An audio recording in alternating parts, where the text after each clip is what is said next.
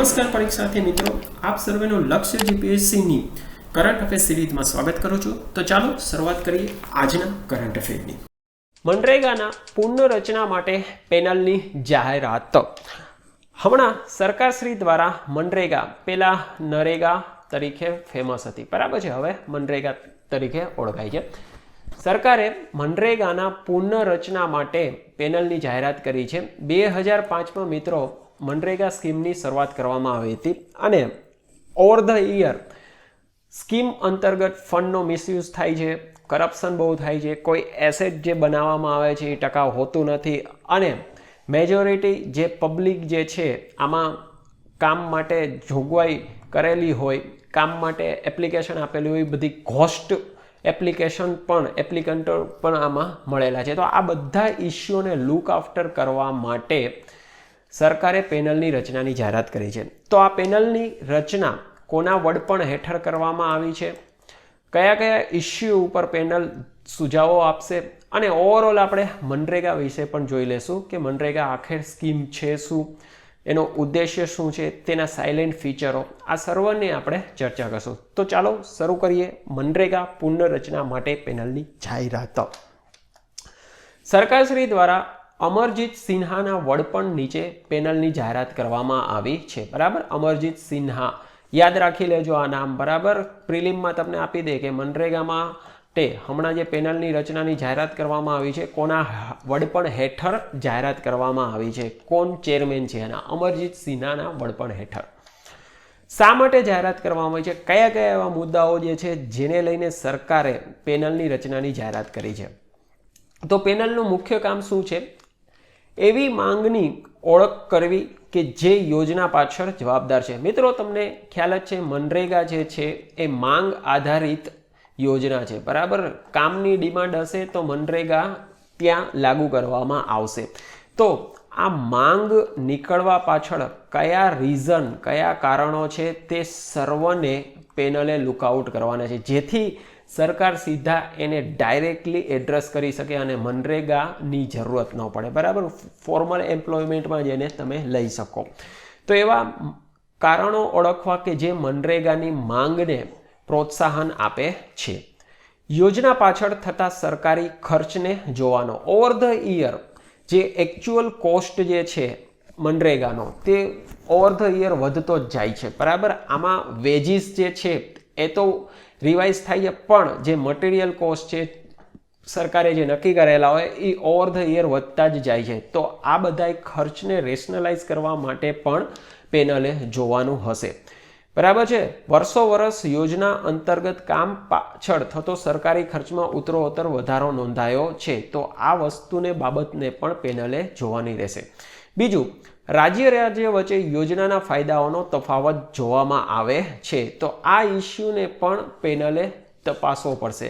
જેમ કે આર્થિક રીતે સમૃદ્ધ રાજ્ય જે કેરળ છે, આંધ્રપ્રદેશ છે, પંજાબ છે, ગુજરાત છે, આમાં મનરેગાનું ઇમ્પ્લિકેશન અને મનરેગાનો ઉપયોગ વધુ છે, જ્યારે બિહાર, યુપી જેવા રાજ્યો આ યોજનાનો વધુ ફાયદો લઈ શકતા નથી। ઓબ્વિયસલી છે યુપી અને ત્યાં ફોર્મલ એમ્પ્લોયમેન્ટ એટલું ના હોવાથી મનરેગાનો ઉલટો વધુ યુઝ થવો જોઈએ, વધુ ઇમ્પ્લિમેન્ટ થવું જોઈએ, એને બદલે ગુજરાત, કેરળ આવા બધા રાજ્યો જે છે મનરેગાનો ઇફેક્ટિવલી યુઝ કરે છે। તો શા માટે આવો તફાવત જોવા મળે છે તેને પણ પેનલ લુકઆઉટ કરશે। યોજના અંતર્ગત કામના કયા કયા પ્રકારો છે તેને પણ જોવામાં આવશે, બરાબર। એસેટ નિર્માણ કયા કયા કરવામાં આવે છે તેને લુકઆઉટ કરો અને યોજનાના અમલીકરણ, બરાબર, યોજનાનું અમલીકરણ કેવી રીતે કરવામાં આવે છે, એમાં કોઈ લેપ્સિસ છે, એપ્લિકન્ટ જે છે તેને કેવી રીતે ઓળખવામાં આવે છે, કોઈ ઘોસ્ટ એપ્લિકેશન છે કે નહીં, આ સર્વ મુદ્દાઓને પેનલ લુકઆઉટ કરશે અને એ મુજબ પછી સરકારને સજેશન કરશે। તો મિત્રો આ મેઇન મુદ્દા ઉપર પેનલની રચના થઈ છે। હવે થોડુંક યોજના વિશે પણ જોઈ લઈએ, મનરેગા વિશે। અમલ કરનાર સંસ્થા કોણ છે, ગ્રામીણ વિકાસ મંત્રાલય અંતર્ગત મનરેગા સ્કીમ લાગુ પાડવામાં આવે છે। ઉદ્દેશ્ય શું છે, તો કે ગ્રામ્ય વિસ્તારમાં કોઈ પણ બેરોજગાર વ્યક્તિ હશે, બરાબર, જે રોજગાર મેળવવા માંગતું હશે પણ તેને રોજગાર નહીં મળતું હોય એવી વ્યક્તિને બેરોજગાર વ્યક્તિ કહેવામાં આવે છે, બરાબર. તેને આપેલ નાણાકીય વર્ષમાં કમસે કમ 100 દિવસનું ખાતરીપૂર્વકનું કામ આપવું, બરાબર. ગેરંટેડ એમ્પ્લોયમેન્ટ આપવું.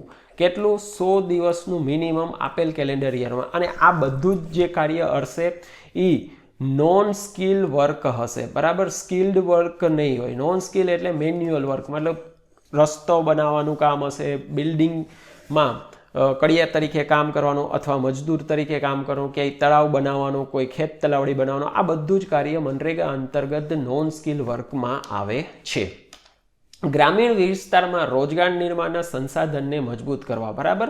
હવે ગ્રામીણ વિસ્તારની જે આ સ્કીમ છે, તો ગ્રામીણ વિસ્તારમાં જે ઓલરેડી જે એમ્પ્લોયમેન્ટ જનરેશન, એમ્પ્લોયમેન્ટ રિસોર્સિસ હોય તેને વધુ મજબૂત કરવું યોજના અંતર્ગત. અને સામાજિક સમાવેશ લાવવો, બરાબર. સોશિયલ ઇન્ક્લુઝનને પ્રમોશન કરવું. બેરોજગાર વ્યક્તિને જ્યારે રોજગાર મળશે તો આપોઆપ એની ઇન્કમ લેવલ વધશે અને સમાજમાં તે ઇન્ક્લુઝિવ બનશે, બરાબર છે. તો આ યોજનાના મુખ્ય ઉદ્દેશો હતા જેના અંતર્ગત યોજના લાગુ કરવામાં આવી છે. હવે તેની મુખ્ય વિશેષતા જોઈ લઈએ. યોજના એ માંગ આધારિત છે, બરાબર. મેં તમને કીધું એમ આ ડિમાન્ડ ડ્રાઇવન્ડ છે, બરાબર. જ્યારે પણ કોઈ વ્યક્તિ ડિમાન્ડ કરશે કે ભાઈ એને રોજગારની જરૂરત છે, બરાબર, તો ત્યાં મનરેગા યોજના લાગુ કરવામાં આવશે, બરાબર. યોજના અંતર્ગત જ્યારે કોઈ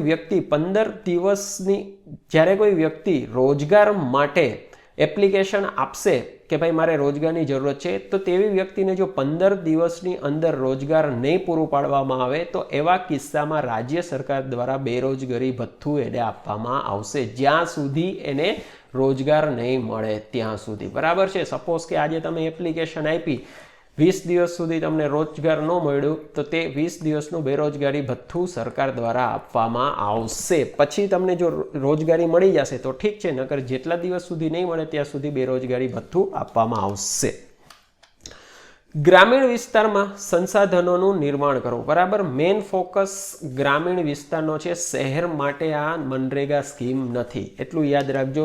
ગામમાં રસ્તા બનાવવા, ખેત તલાવડીઓ બનાવવી, ટોયલેટનું નિર્માણ કરવું અથવા પ્રધાનમંત્રી આવાસ યોજના અંતર્ગત મકાન બનાવવા, આ બધું જ મનરેગા અંતર્ગત ઇન્ક્લુડ કરેલું છે. પહેલાં એવું નહોતું. પહેલાં તો ખાલી ખેત તલાવડીઓ બનાવવાનું હતું અથવા તો રસ્તા બનાવવાનું હતું. ધીરે ધીરે ઓવર ધ યર મનરેગામાં એસેટ નિર્માણ, જે ક્વોલિટી એસેટ નિર્માણ છે એની ઉપર ફોકસ વધતું ગયું છે, બરાબર છે. કુલ રોજગાર નિર્માણના 1/3 મહિલાઓ માટે અનામત રાખવામાં આવશે. યોજનાનો ખર્ચ કેવી રીતે વહેંચેલો છે? તો કેન્દ્ર 100% ભથ્થુનો ખર્ચ ઉપાડશે અને 75% મટીરિયલ પરનો ખર્ચ ઉઠાવશે, બરાબર છે. સપોઝ કે રસ્તો બને છે તો રસ્તામાં જે કાંકરી, કપચી, ડામર જે પાછળનો ખર્ચો જે થશે તેનો 75% કેન્દ્ર સરકાર આપશે અને 25% જે છે એ રાજ્ય સરકારને ભોગવવો પડશે, બરાબર. તો આ સેન્ટ્રલ અને સ્ટેટ વચ્ચે આવી રીતે ફંડનું જે છે એ બાયફર્કેશન કરેલું છે. ભથ્થું જે છે એ લઘુત્તમ વેતન કાયદો 1948 ખેત મજૂર મુજબ આપવામાં આવશે, બરાબર. લેબર મુજબ નહીં આપવામાં આવે છે. લેબર કોડ જે છે એની મુજબ નહીં, પણ ફાર્મર જે ટિનન્ટ હશે તેના મુજબ આમને રોજગારી ભથ્થું આપવામાં આવશે અને તેમાં ઓવર ધ યર રિવાઇઝ થતું રહેતું હોય છે. તો મિત્રો, આ તમારો મેન્સનો ક્વેશ્ચન પણ બનશે મનરેગા ઉપરનો, બરાબર છે, કે તાજેતરમાં રચેલ મનરેગાની કયા મુદ્દાઓ ઉપર સુઝાવો આપેલા છે, જે આ લેટરમાં જ્યારે સજેસ્ટ કરશે ત્યારે એને કવર કરી લેશું. પણ જે કયા મુદ્દાઓને લઈને આ પેનલની રચના થઈ છે તેનું અવલોકન કરો, મનરેગા સ્કીમ વિશે કહો, બરાબર છે, અને પ્રીમાં કયા ચેરમેનના વડપણ હેઠળ રચના થઈ છે તે પૂછી શકે. તો યાદ રાખજો, પ્રી અને મેન્સ બંને રીતે. Kirit Parikh committee gas price નિયમન. હાલમાં જ કમિટીએ પોતાનો રિપોર્ટ ગવર્મેન્ટને સુપ્રત કર્યો છે, બરાબર. કેની ઉપરનો? ગેસ પ્રાઇસના રેગ્યુલેશન માટેનો. તો ડિટેલમાં આપણે જોઈ લઈશું કે કિરીટ પરીખ કમિટી એ કયા સજેશનો કરેલા છે અને તેનું ઇમ્પોર્ટન્સ શું છે, આ સર્વને આપણે ડિટેલમાં જોશું. કિરીટ પરીખ કમિટી. મુખ્ય ભલામણ ગેસ વેચાણમાં સીએનજી અને પીએનજી ઉપભોક્તાઓને પ્રાથમિકતા આપવામાં આવશે, બરાબર. CNG as a compressed natural gas અને પીએનજી પાઇપ નેચરલ ગેસ, બરાબર. બેનો ફોર્મ અલગ છે, થોડુંક એમાં મિથેન અને બ્યુટેનના કન્ટેન્ટ ઉપર છે સીએનજી અને પીએનજી. સીએનજી એટલે જે આપણે વ્હીકલમાં ગેસ વાપરીએ છીએ તે, અને પીએનજી એટલે તમે રાંધણ તરીકે જે ઘરમાં ગેસ વાપરો છો તે, બરાબર છે. હવેથી આવા ઉપભોક્તાઓને સૌપ્રથમ પહેલા પ્રાથમિકતા આપવામાં આવશે, ના કે ગેસને જે ઇન્ડસ્ટ્રીઝમાં આપવામાં આવે છે, બરાબર. સીએનજી અને પીએનજી ઉપભોક્તાઓને પ્રાથમિકતા આપવામાં આવે તેવું ભલામણમાં કહેલું છે. સરકારી કંપની દ્વારા ઉત્પાદિત ગેસનું આંતરરાષ્ટ્રીય બજારના ગેસના ભાવ સાથે લિંકઅપ કરવામાં આવે, બરાબર છે. હાલમાં ગેસના ભાવ આંતરરાષ્ટ્રીય બજારમાં જે ચાલતા હોય તેના ઉપરથી સરકાર નક્કી કરે છે. માનો કે અત્યારે $5 નેચરલ ગેસનો ભાવ હાલે છે, બરાબર છે. તો સરકાર શું કરશે, એ $5 નહીં રાખે, એ $4 કે $3 કે $7 રાખી શકે. પણ હા, આપણે ક્યારેય ઇન્ટરનેશનલ પ્રાઇસ કરતાં વધુ હોતા જ નથી, એડમિનિસ્ટ્રેટિવ પ્રાઇસ હોય છે, એટલે હંમેશા જે સરકારી પ્રાઇસ હોય એનાથી નીચે રાખી છે. હવે કમિટીએ શું ભલામણ કરી છે કે ભાઈ જેટલી ગવર્મેન્ટ કંપનીઓ જે છે, જનરલી શું હોય કે ગવર્મેન્ટ કંપનીઓ સરકારના એડમિનિસ્ટ્રેટિવ પ્રાઇસ અંતર્ગત જ કામ કરતી હોય, પ્રાઇવેટ જે હોય એ એડમિનિસ્ટ્રેટિવ પ્રાઇસ અંતર્ગત ના કામ કરતી હોય. પણ જ્યારે સરકારી કંપનીઓમાં જ એડમિનિસ્ટ્રેટિવ પ્રાઇસ અંતર્ગત ભાવ નીચો રાખેલો હોય તો પ્રાઇવેટ કંપનીઓ ઊંચો ન રાખી શકે, કારણ કે કોઈ પછી એનું લે જ નહીં. તો સરકારી કંપની દ્વારા ઉત્પાદિત ગેસનું આંતરરાષ્ટ્રીય બજારના ગેસના ભાવ સાથે લિંકઅપ કરી દેવામાં આવે. મતલબ કે આંતરરાષ્ટ્રીયમાં ભાવ વધશે તો સાથે સાથે અહીંયા પણ ભાવ વધશે, અને ત્યાં પણ ઘટશે તો અહીંયા પણ ઘટશે. મિત્રો, આના ફાયદા બે છે. એક તો સરકારી કંપનીઓને એડમિનિસ્ટ્રેટિવ પ્રાઇસમાંથી મુક્તિ મળવાથી ભાવનું નિયમન જે છે એ વધુ લિબરલાઇઝ અને ઇન્ટરનેશનલ સ્ટાન્ડર્ડ પ્રમાણે બનશે, જેનેથી કંપનીઓને જે લોસ પડતો હશે જે એડમિનિસ્ટ્રેટિવ પ્રાઇસ અંતર્ગત તે રિકવર કરી શકે. બીજું, ગ્રાહકોને શું ફાયદો છે? ગ્રાહકોને ફાયદો એ છે કે ભાઈ ઇન્ટરનેશનલમાં જે પ્રાઇસ વધઘટ થશે એની બધો જ ફાયદો ગ્રાહકને મળી શકશે. જનરલી અત્યારે શું હોય કે એડમિનિસ્ટ્રેટિવ કંટ્રોલ હોય તો ભાઈ ઇન્ટરનેશનલમાં ભાવ વધે તો આપણને એટલો બધો ન વધે, પણ જ્યારે ઘટે ત્યારે પણ આપણને એ ઘટાડાનો ફાયદો નહીં મળે, બરાબર. તો હવે જો બજાર આંતરરાષ્ટ્રીય બજાર જોડે લિંકઅપ કરી દેવામાં આવે તો આ ફાયદો આપણે ઉઠાવી શકીએ. એક રાષ્ટ્ર એક કર અંતર્ગત ગેસના ભાવ જીએસટી અંદર લાવવામાં આવે. મિત્રો, તમને ખ્યાલ જ છે કે જીએસટીમાં પેટ્રોલ, ડીઝલ, એર ફ્યુલ અને ગેસ આ અંતર્ગત આવતા નથી, જેને કારણે માનો કે ગુજરાતમાં અત્યારે 5% પીએનજી ઉપર વેટ જીએસટી છે, જ્યારે તમે મહારાષ્ટ્રમાં જાશો તો 18% છે, બરાબર છે. આ જે ડિફરન્શિએટ છે, જ્યારે એક રાષ્ટ્ર એક કર અંતર્ગત જીએસટીની અંતર્ગત લાવી દેવામાં આવશે ત્યારે સેન્ટર અને સ્ટેટ બંનેના કર એક થઈ જશે, જેનેથી ગ્રાહકને ફાયદો થશે, બરાબર. ગ્રાહકને ડબલ કરમાંથી મુક્તિ મળશે. જાન્યુઆરી 2027 સુધીમાં ગેસના ભાવને બજાર આધારિત કરવાના લક્ષ્ય સાથે જૂના ઓઇલ ફિલ્ડમાંથી નીકળતા ગેસના ભાવમાં વાર્ષિક $0.5 સુધીનો વધારો કરવામાં આવે, જેમાં પ્રથમ 2 વર્ષ માટે કોઈ વધારો કરવામાં નહીં આવે, અથવા તો 25% વધારો કરવામાં આવે 5 વર્ષ સુધી, બરાબર છે. અત્યારે જે ગેસનો ભાવ જે છે આપણે એડમિનિસ્ટ્રેટિવ કંટ્રોલમાં છે.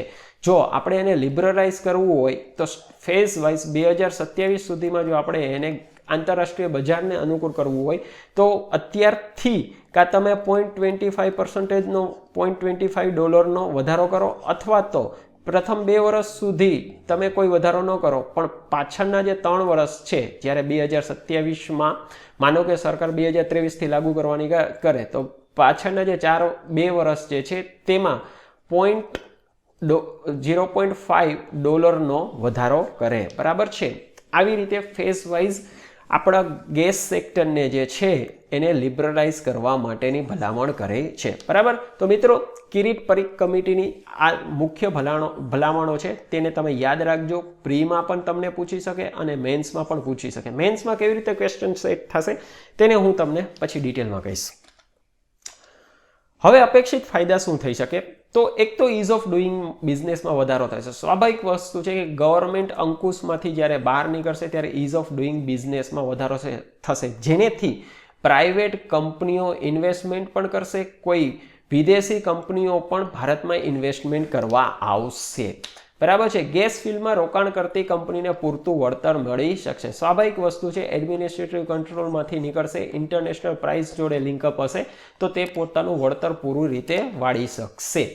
ગેસ આધારિત વ્યવસ્થા તરફ પ્રયાસને પ્રોત્સાહન. મિત્રો, તમને ખ્યાલ જ છે, સરકાર અત્યારે ભારતીય ઇકોનોમીને જે ઓઇલ બેઝ છે ત્યાંથી ગેસ બેઝ તરફ વાળવા પ્રયાસ કરી રહી છે. અને જો એડમિનિસ્ટ્રેટિવ કંટ્રોલ હશે તો કોઈ કંપની ઇન્વેસ્ટમેન્ટ નહીં કરે તો આપણે ગેસ બેઝ ઇકોનોમી કેવી રીતે લાવી શકશું, બરાબર છે. ગેસ બેઝ ઇકોનોમી લાવવાના એક મેઇન ફાયદો એ છે કે કાર્બન CO2 ઉત્સર્જન પણ આપણે ઘટાડી શકશું, કારણ કે નેચરલ ગેસ જે છે એ જનરલી ઇકોનોમિકલી ફ્રેન્ડલી માનવામાં આવે છે. એવું નથી કે ભાઈ આમાંથી ઇમિશન નથી થતું, થાય છે, પણ ઓઇલ જે ફોસિલ ફ્યુલ બાળવા જેટલું ઇમિશન થતું હોય એટલું નથી થતું, બરાબર છે. તો ગેસ આધારિત અર્થવ્યવસ્થા તરફના પ્રયાસને આપણને સફળતા મળશે આનેથી, અને કાર્બન ઉત્સર્જન ઘટાડવામાં પણ મદદરૂપ થશે, જે મેં તમને કહ્યું એમ, બરાબર છે.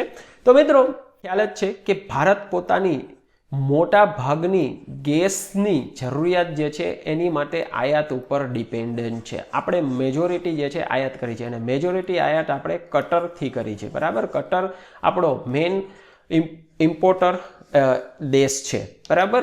અને ભારતમાં જો તમે જોવા જાઓ તો ગેસ ફિલ્ડમાં આસામ, બોમ્બે હાઈ અને ગુજરાત છે, બરાબર. ગુજરાતમાં ક્યાંથી ગેસ નીકળે છે તમે સર્વ મને કમેન્ટ સેક્શનમાં જણાવો, બરાબર છે. આ તો તમે ગૂગલ કરીને પણ કહી શકશો, પણ એટલીસ્ટ આપણને ખબર હોવી જોઈએ. અને ભારતમાં સૌથી જૂનું ગેસ ફિલ્ડ જે છે એ આસામ છે, અને અત્યારે જે છે એ ગુજરાત અને બોમ્બે હાઈમાંથી 70% ભારતનો ગેસ પ્રોડક્શન થાય છે. બીજું મહત્વનું ફિલ્ડ જે છે આંધ્રપ્રદેશમાં કૃષ્ણા ગોદાવરી બેઝિન છે, બરાબર. યાદ રાખજો, ભારતમાં કુલ આસામ, કૃષ્ણા ગોદાવરી બેઝિન, બોમ્બે હાઈ અને ગુજરાત આટલા જ ગેસ ફિલ્ડ હાજર છે, બરાબર. યાદ રાખજો. અને એમાંથી સૌથી જૂનું ગેસ ફિલ્ડ જે છે આસામનું ગેસ ફિલ્ડ, અને આસામનું ગેસ ફિલ્ડ જે છે એ કયા સ્થિત આવેલું છે તે પણ આપ સર્વ મને કમેન્ટ સેક્શનમાં કહો, બરાબર છે. આ બે વસ્તુ હું કહેવાનો નથી, કમેન્ટ સેક્શનમાં કહો. તો મિત્રો, આ તમારો ક્વેશ્ચન પ્રી અને મેન્સ બંને રીતે થઈ ગયો. હવે મેન્સમાં કેવી રીતે પૂછી શકે? સપોઝ કે તમને આપી દે કે ભાઈ તાજેતરમાં કિરીટ પારેખ કમિટી, બરાબર, કિરીટ પારેખ કમિટી દ્વારા જણાવેલ સૂચનો ભારતની અર્થવ્યવસ્થાને કાર્બન આધારિત ગેસ આધારિત અર્થવ્યવસ્થા તરફ લઈ જશે, આપનું અવલોકન કહો, બરાબર છે. આવી રીતે ક્વેશ્ચન આપી દે તો આમાં કરવાનું શું? પહેલા તો તમને ખ્યાલ હોવો જોઈએ કે ભાઈ કિરીટ પારેખ કમિટીમાં શું ભલામણ કરે છે, એનેથી શું અપેક્ષિત ફાયદાઓ છે. આ બંને તમે કરશો, બરાબર, એટલે તમારા અવલોકનનું આવી જશે, બરાબર. થોડુંક તમે ગેસ આધારિત અર્થવ્યવસ્થાથી શું ફાયદા થઈ શકે તેનું પણ વર્ણન તમારે કરવાનું રહેશે. તો ક્વેશ્ચન પ્રી અને મેન્સ બંનેને એડ્રેસ કરશે. ઈ રૂપી, તાજેતર આરબીઆઈએ ડિજિટલ રૂપી, ઈ રૂપી તરીકે પણ ઓળખાય છે, તેનું રિટેલમાં પાયલોટ પ્રોજેક્ટ શરૂ કર્યો છે, બરાબર. આનું પહેલા ઓલરેડી હોલસેલ માટે પાયલોટ પ્રોજેક્ટ આરબીઆઈએ જાહેર કરેલો હતો. મિત્રો, આ ક્વેશ્ચન ઓલરેડી આપણે કરંટ અફેરના વિડીયોમાં ડિસ્કસ કરેલો છે, બરાબર, બહુ ડિટેલમાં કરેલો છે. જે મારા કરંટ અફેરના વિડીયો રેગ્યુલર ફોલો કરે છે તેમને ખ્યાલ જ છે, પણ જે નવા છે એની માટે હું ડિસ્ક્રિપ્શનમાં લિંક આપી દઈશ, એટલે તમે એ ડિટેલમાં વિડીયો જોઈ લેશો, બરાબર. આ ખૂબ જ બઝમાં છે, તમને મેન્સમાં પૂછી શકે અથવા તો પ્રીમાં પણ પૂછી શકે, ભાઈ ઈ રૂપી છે શું, બરાબર. અને CBDC આ તમે અત્યારે ખૂબ જ સાંભળતા હશો, બરાબર. CBDC એટલે સેન્ટ્રલ બેંક ડિજિટલ કરન્સી, આને પણ યાદ રાખજો, બરાબર. આ બધા જ ટોપિકને મેં ડિટેલમાં વિડીયોમાં કવર કરેલા છે, હું તમને ડિસ્ક્રિપ્શનમાં લિંક આપી દઈશ, તમે લોકો જોઈ લેજો, અને જેને ઓલરેડી જોયેલો છે એ પાછા રિવાઇઝ કરી લેજો. ડીકાર્બનાઇઝેશન ઇન્ડસ્ટ્રીયલ ઇમિશન. હાલમાં નીતિ આયોગે આની માટેનો રિપોર્ટ પ્રપોઝ કરેલો છે, બરાબર. કેની માટેનો? ડીકાર્બનાઇઝેશન ઓફ ઇન્ડસ્ટ્રીયલ ઇમિશન. હવે આ ડીકાર્બનાઇઝેશન ઓફ ઇન્ડસ્ટ્રીયલ ઇમિશન છે શું? નીતિ આયોગે રિપોર્ટમાં શું રેકમેન્ડેશન કરેલા છે, શું પ્રપોઝ કરેલું છે, આ સર્વને આપણે ડિટેલમાં ચર્ચા કરશું. નીતિ આયોગ દ્વારા સૌથી પ્રદૂષિત ક્ષેત્રને ડીકાર્બનાઇઝેશન કરવા માટે, ડીકાર્બનાઇઝેશન એટલે તેમાંથી કાર્બન ઇમિશન ઘટાડવું, કોઈ પણ ઇન્ડસ્ટ્રીઝમાંથી કાર્બન ઇમિશન ઘટાડવું એને ડીકાર્બનાઇઝેશન કહેવામાં આવે છે. બરાબર, ડેફિનેશન યાદ રાખજો. કરવા માટે કાર્બન કેપ્ચર યુટિલાઇઝેશન સ્ટોરેજ તકનીક પર, બરાબર, કાર્બન કેપ્ચર યુટિલાઇઝેશન સ્ટોરેજ તકનીક. હવે આને પણ આપણે ડિટેલમાં જોઈ લેશું કે આ ભાઈ CCUC છે શું. અત્યારે તમારે યાદ રાખવાનું છે કે ભાઈ જેટલી પણ સૌથી પ્રદૂષિત ક્ષેત્ર છે, બરાબર, આ પ્રદૂષિત ક્ષેત્રો કયા કયા છે તેને પણ આપણે જોઈ લેશું. તેને ડીકાર્બનાઇઝેશન કરવા માટે CCUC ટેકનિક પરનો અહેવાલ અથવા રિપોર્ટ જાહેર કરેલો છે. બરાબર, તો આપણે એ પણ જોવાનું છે કે ભાઈ સૌથી પ્રદૂષિત ક્ષેત્ર છે શું, CCUC છે પણ શું છે શું, અને અહેવાલમાં શું ભલામણ કરેલા છે. તો ચાલો ડિટેલમાં પહેલા જોઈ લઈએ કે અહેવાલમાં મુખ્ય બાબતો શું કહેલી છે. ભારતમાં વાર્ષિક માથાદીઠ કાર્બન ઉત્સર્જન એ 9 ટન છે. બરાબર, પર કેપિટા યરલી આપણે 9 ટનનું કાર્બન ઇમિશન કરી છે, જે વૈશ્વિક સરેરાશ કરતાં 40% ઓછું છે, અને ચીનનું ખાલી 1/4 છે. બરાબર, ચીન જેટલું ઉત્સર્જન કરે છે એનું આપણે 1/4 જ કરીએ છીએ. યાદ રાખજો. Steel, cement, oil, gas, petrochemical, chemical અને ખાતર આ બધી સૌથી પ્રદૂષિત ક્ષેત્ર છે. બરાબર, સૌથી વધુ પ્રદૂષણ કરતી આ ક્ષેત્ર છે. તે ભારતનું વર્ષ 2025 સુધીમાં જો કાર્બન ઇમિશન 50% ઘટાડવું હશે તો આ બધા જ ક્ષેત્રમાં આ બધા જ ક્ષેત્રને આપણે ડીકાર્બનાઇઝેશન કરવું પડશે, તો જ આપણે આ લક્ષ્ય પ્રાપ્ત કરી શકશું. ઉપર જણાવેલ બધા ક્ષેત્ર કયા? Steel, cement, oil, gas, petrochemical, chemical અને ખાતર ભારતના કુલ ઉત્સર્જનના 70% જવાબદાર છે. બરાબર, ભારત જેટલું ઉત્સર્જન આ 9 ટન જેટલું, માનો કે 10 ટન કરે છે તો એમાંથી 7 ટન તો ખાલી આટલા ક્ષેત્રોમાંથી દર વર્ષે માથાદીઠ થાય છે. જો ભારતને 2070 સુધીમાં નેટ ઝીરો ઉત્સર્જન માટે લક્ષ્ય હાંસલ કરવો હશે તો આ ક્ષેત્રને ડીકાર્બનાઇઝેશન કરવું ખૂબ જ મહત્વપૂર્ણ છે. બરાબર, સ્વાભાવિક વસ્તુ છે, 70% છે તો આ ક્ષેત્રને આપણે ડીકાર્બનાઇઝેશન કરવું ખૂબ જ જરૂરી છે. તો આ તો મેઇન બાબતો થઈ ગઈ કે ભાઈ શું શું છે. હવે રિપોર્ટમાં શું ભલામણો કરેલી છે એને પણ આપણે જોઈ લઈએ. તો ખાસ તો R&D ઉપર, રિસર્ચ અને ડેવલપમેન્ટ પર ભાર મૂકવો, ખાસ કરીને ઇનોવેટિવ ટેકનોલોજી પર, નવી ટેકનોલોજી લેતા હો, જેમ કે CCUC. બરાબર છે, આવી કોઈ નવી ટેકનોલોજી લેતા હો જેથી જલ્દીથી આપણે CO2 ઇમિશન ઘટાડી શકીએ, અથવા ઇલેક્ટ્રિક વ્હીકલ ઉપર ટ્રાન્સમિશન કરવામાં આવે. પણ અહીંયા આપણે ઇન્ડસ્ટ્રીની વાત કરી છે, તો ઇન્ડસ્ટ્રીમાં એવા ઇનોવેટિવ ટેકનોલોજી લેતા આવવા, તો ઇન્ડસ્ટ્રીમાં એવા ઇનોવેટિવ ટેકનોલોજી લેવામાં આવે કે જેથી ઇમિશન ઘટાડી શકાય. બરાબર છે. CCUC ટેકનિકના વિકાસ અને ટકાઉ ઉપયોગ માટે નીતિ વિષયક પહેલની જરૂરત છે. સ્વાભાવિક વસ્તુ છે, નવી ટેકનિક છે તો કોઈ જલ્દી હાથ ન મારે, એટલે એના વિકાસ અને એના કોન્સ્ટન્ટ ઉપયોગ માટે સ્પેશિયલ ઇન્સેન્ટિવ અને એવી પોલિસીની જરૂરત છે.